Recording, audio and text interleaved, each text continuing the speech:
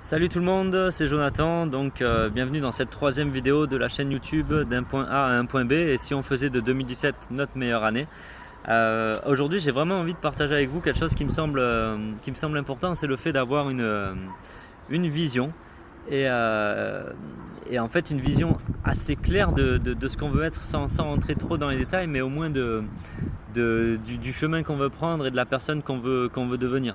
Sans mettre trop de détails parce que sinon on empêche un peu à la vie de nous surprendre, on va dire. Donc en gros, avoir une ligne directrice, avoir un point d'arrivée. Voilà, donc moi c'est quelque chose qui me semble très important, avoir vraiment la vision. Ça faisait un petit moment que je l'entendais dans toutes les vidéos de développement personnel ou dans tous les livres que je peux lire.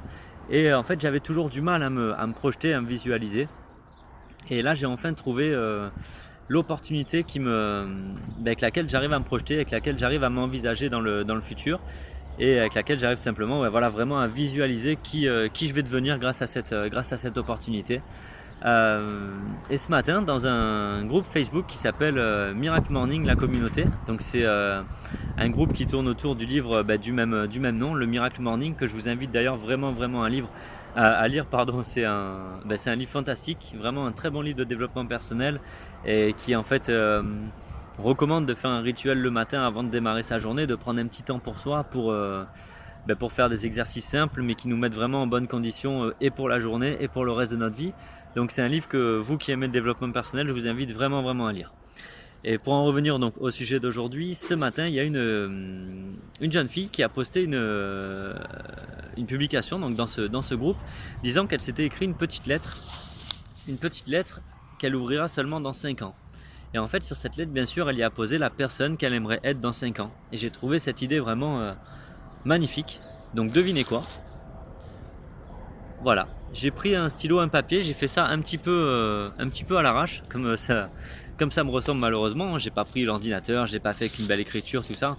J'ai pris un papier, un stylo et j'ai noté tout simplement la personne que je voulais être dans 5 ans, les objectifs financiers, les objectifs sociaux, les objectifs de bien-être que vraiment j'attends de moi pour cette personne dans 5 ans. Et je me suis fait cette petite lettre que j'ouvrirai donc le 9 mars 2022. C'est assez fou de se dire que j'ouvrirai cette lettre le 9 mars 2022. Et donc voilà, je voulais simplement partager ça avec vous aujourd'hui, parce que je pense que c'est un très bon exercice à faire. Moi sincèrement j'avais déjà ma vision, mais quand j'ai écrit ça me renforce encore plus l'envie de réaliser ces choses-là, tout simplement.